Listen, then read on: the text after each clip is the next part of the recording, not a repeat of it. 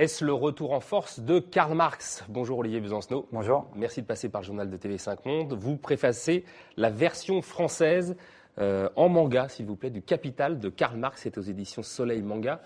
Tout d'abord, pourquoi est-ce que vous avez accepté de préfacer cette édition manga de la version de Karl Marx du Capital? Quand j'ai été approché par Soleil Manga qui m'a présenté ce projet, en fait, j'étais un peu dubitatif parce que j'avais peur de l'aspect un peu éventuellement racoleur ou facile. Et puis j'ai lu la traduction française du manga japonais, qui est donc une adaptation du Capital qui présente les grandes thématiques du Capital.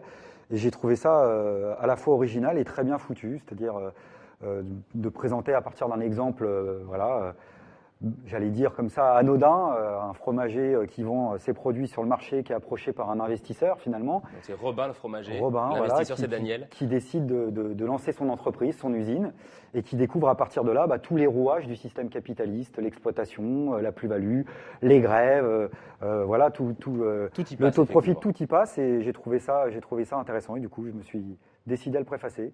Avec plaisir. Dans la préface, justement, vous dites le travail non payé, c'est la plus-value du capitalisme. Expliquez-nous. Le travail non payé, c'est la plus-value du capitalisme. C'est une des grandes découvertes de Marx, c'est que finalement, les heures de travail qu'on effectue, il y en a une partie qu'on fait à l'œil, sans s'en rendre compte. C'est-à-dire que quand on regarde finalement les richesses qu'on produit par notre propre travail, grâce à notre force de travail, qu'elle soit manuelle ou intellectuelle, on produit finalement beaucoup plus de richesses qu'on envoie en retour sous forme de salaire. En moyenne, la moitié d'une journée de travail. Donc ce surtravail, c'est la survaleur, c'est la valeur ajoutée, c'est ce que les capitalistes vont se mettre dans la poche. Donc c'est intéressant parce que du coup ça met en lumière un peu différemment les discussions qu'on peut avoir sur les salaires. On se rend compte qu'aujourd'hui les salaires ne sont pas à la hauteur du niveau de vie, mais c'est simplement qu'une toute petite partie du problème. Si on mettait les salaires à hauteur de ce qu'on produit vraiment, on aurait de grosses surprises, enfin les employeurs surtout, les gros employeurs. Le vrai Capital de Karl Marx, celui qui a été écrit, vous le dites, c'est 4 volumes, il y a à peu près 3000 pages. Le premier tome, là dans le manga, parle d'argent, le second décortique, donc vous l'avez dit, les mécanismes du capital. Pourquoi est-ce que cette version du manga-là vous semble juste, efficace et pas simpliste ? Pas simpliste d'abord parce qu'elle n'est pas manichéenne, et c'est ça que j'aime, parce que c'est assez fidèle finalement à la conception que j'ai moi du marxisme. C'est pas une doctrine figée, c'est une pensée en mouvement, et qui, quand on prend le soin de la découvrir un peu, parce qu'on en parle souvent, on l'étudie rarement, justement donne des clés, mais des clés pas manichéennes. Et là, on retrouve ça dans le manga, c'est-à-dire c'est pas les bons contre les méchants, on découvre la logique du système. Et la logique du système, on voit d'ailleurs tous les remords que peut avoir ce jeune fromager, Robin, qui se dit finalement, je suis obligé d'en arriver à là pour extraire cette fameuse plus-value, pour extraire du profit. Et donc finalement, c'est bien la logique du système qui est décryptée, qui est dénoncée, évidemment.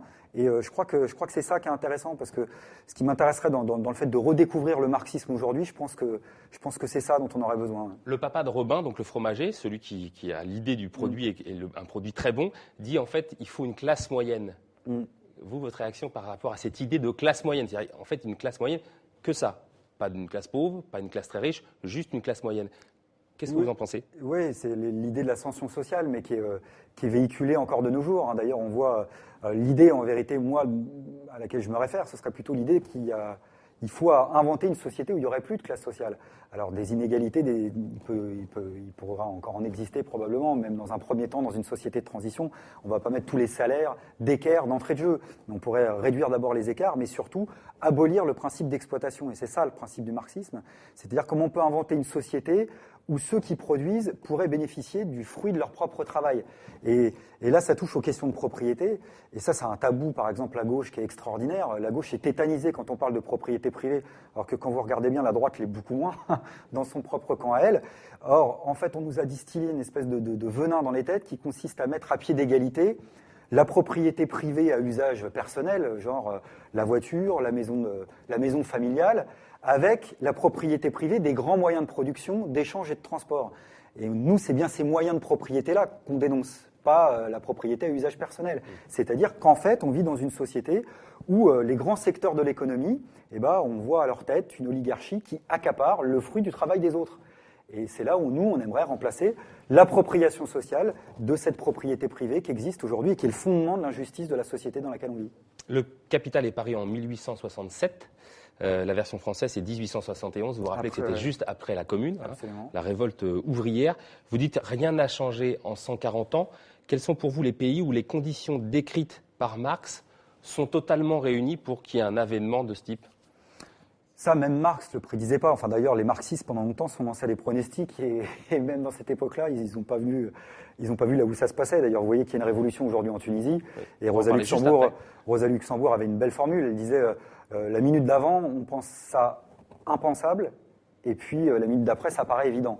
En revanche, ce qui est toujours d'actualité, c'est la crise économique dans laquelle on est depuis 2 ans et demi maintenant, qui est une crise de surproduction, qui est une crise de suraccumulation du capital. C'est-à-dire qu'en gros, après-guerre, on a eu une économie qui, dans l'ensemble de nos pays, a été boostée par la reconstruction, sauf que ce ressort-là, il dure qu'un temps. Du coup, le taux de profit dans les années 60 a commencé à baisser. Les capitalistes ont voulu rétablir ce taux de profit dans les années qui ont suivi par tous les moyens nécessaires. Ils l'ont fait comment ? Comme ils savent faire, c'est-à-dire en exploitant un peu plus. Sauf que quand on exploite un peu plus les salariés, on bloque par exemple les salaires et on prive la masse de la population des moyens de pouvoir acheter ce que vous venez de produire. Or, dans la vie, il ne faut pas simplement produire, il faut vendre. Une telle crise existait déjà par le passé ? Disons que là, la crise de surproduction qu'on connaît actuellement, je crois que sa vraie marque de fabrique, c'est que c'est l'aboutissement des crises de surproduction précédentes, celles qui durent depuis une quinzaine, une vingtaine d'années, et finalement dont les effets n'ont été différés que par le poids de la finance, c'est-à-dire que les capitalistes ont été capables, c'est quand même extraordinaire, de continuer à nous faire consommer alors qu'on n'a plus les moyens de le faire avec les crédits, par exemple. Et vous comprenez par exemple du coup pourquoi on a d'un côté l'apparition des bulles spéculatives et de l'autre côté la surproduction. C'est les deux visages d'une même crise. C'est une crise structurelle. Alors, elle ne ressemble pas exactement à celle de 29 parce que le contexte est différent, mais c'est bien une crise de cette nature-là qu'on est en train de connaître actuellement. Vous avez une maîtrise d'histoire contemporaine, je ne me trompe pas. Une page, vous le disiez justement, s'écrit en ce moment en Tunisie.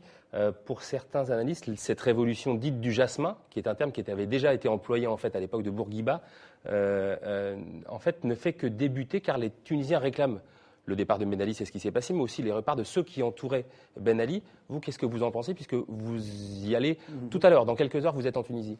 D'abord, je vais apprendre de ce qui est finalement la première révolution en cours que je connais pour ma génération, puisque j'en ai pas connu en cours. Et c'est un processus qui continue, une révolution où le peuple remet en cause sa dictature et les intérêts occidentaux derrière, parce que j'ai connu évidemment la chute du mur de Berlin et ces mouvements de révolution, mais les Occidentaux voyaient ça d'un bon œil. Et là, aujourd'hui, on a un vrai processus révolutionnaire, on a les travaux pratiques de ce qu'est l'appareil d'État, c'est un mot qui fait peur, mais là, concrètement, les Tunisiens ont shooté le dictateur, mais ils se rendent compte que la police est toujours entre les mains des mêmes, que la haute bureaucratie d'État est toujours entre les mains des mêmes. Donc la dictature est toujours là, et aujourd'hui, il y a une série d'organisations que je vais aller soutenir en Tunisie, qui réclament par exemple une assemblée constituante, c'est-à-dire l'élaboration de nouvelles institutions. On milite évidemment avec elles depuis longtemps, et là, ce sera l'occasion de goûter un peu de cette effervescence, je crois, qui est dans l'air du temps, de cette grande page d'histoire que le peuple tunisien est en train d'écrire et qui devrait nous inspirer là aussi. On se quitte avec cette citation, celui qui ne connaît pas l'histoire est condamné à la revivre.